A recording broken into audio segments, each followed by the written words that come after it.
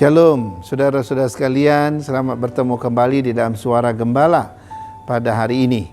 Hari ini kita melanjutkan seri yang berikutnya tentang bagaimana menghadapi situasi yang tidak pasti atau bagaimana kita bersikap secara iman untuk menghadapi ketidakpastian. Sebelumnya saya ingin memberitahu kepada kita bahwa salah satu yang membuat situasi tidak pasti adalah jika ada yang namanya peperangan. Ya, kita lihat saja di negara-negara yang sedang berperang, bisa di Timur Tengah atau di mana saja. Ketika berperang, maka semua sendi-sendi kehidupan itu terganggu, baik ekonomi, sosial, keamanan, dan lain-lain sebagainya. Nah, ketika dunia sedang berperang atau negara sedang berperang, maka hidup manusia menjadi tidak pasti. Nah, mungkin Bapak Ibu berkata, ya saya tidak merasa berperang kok, hidup saya tenang-tenang saja, saya bisa santai, saya rasa aman di rumah.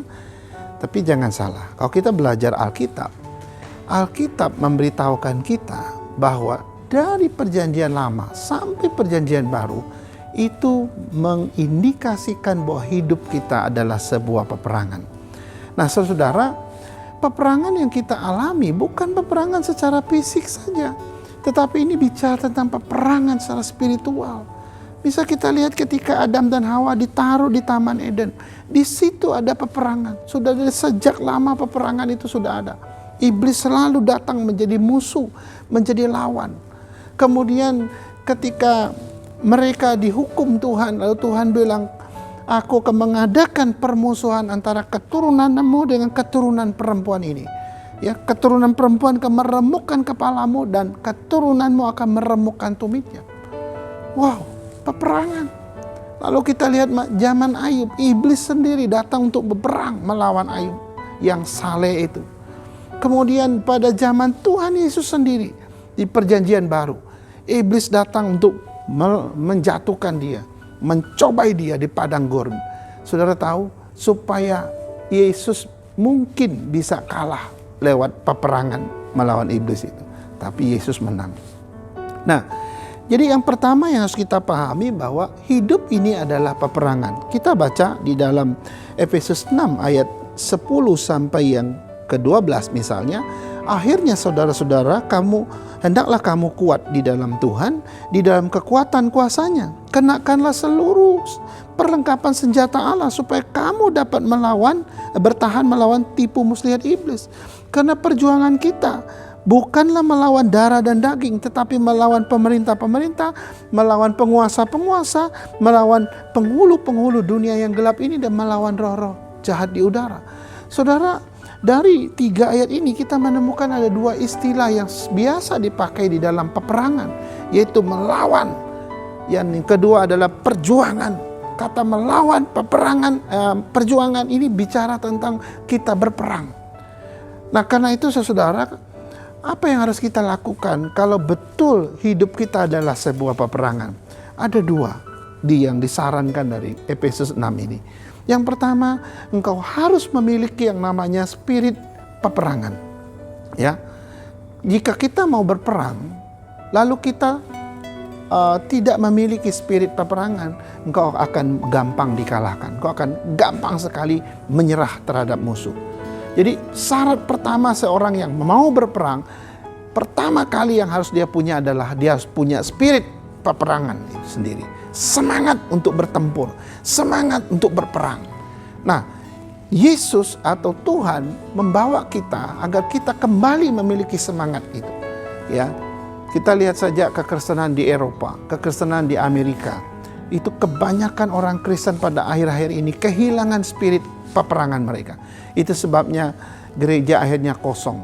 Tidak ada lagi mau ke gereja. Dan gereja menjadi alih fungsi. Ada yang dibeli untuk jadi kafe, ada yang jadi museum, ada yang menjadi tempat ibadah agama lain. Wah, itu menjadikan, kenapa bisa kosong? Kenapa orang Kristen meninggalkan Tuhan? Karena mereka sudah kehilangan spirit peperangan. Karena itu saya yakin sekali di balik COVID-19 ini Tuhan punya satu tujuan dan Tuhan punya satu rencana. Yaitu minimal dengan COVID-19 ini kita kembali kepada spirit peperangan kita. Kita kembali berapi-api di dalam spirit peperangan itu. Yang terakhir, apa yang harus kita lakukan ketika kita tahu bahwa hidup kita adalah sebuah peperangan? Yang kedua adalah ambillah seluruh perlengkapan senjata Allah itu. Kenakan. Dan itu harus kita pakai untuk melawan situasi peperangan yang sedang kita hadapi saat ini. Situasi menjadi tidak menentu. Ada 7 senjata yang Tuhan kasih untuk kita supaya kita pakai di dalam peperangan ini. Ya, yang pertama itu disebut ikat pinggang kebenaran, artinya engkau mesti hidup benar. Engkau mesti menjadi orang benar, sehingga engkau tetap bisa hidup dengan baik.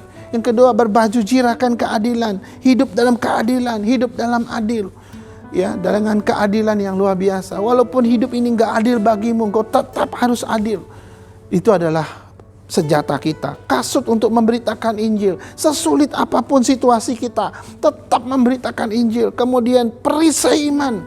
Ya, di kiri kanan kita ada begitu situasi yang genting dan mencekam, kau tetap harus beriman. Ketopong keselamatan, dengan setia taat mengerjakan keselamatanmu siang dan malam. Kemudian pedang roh yang adalah firman, belajar firman. Dengan firman kau bisa mengalahkan iblis. Dan yang ketujuh, senjata yang paling lengkap adalah berdoa setiap saat di dalam Roh Kudus itu.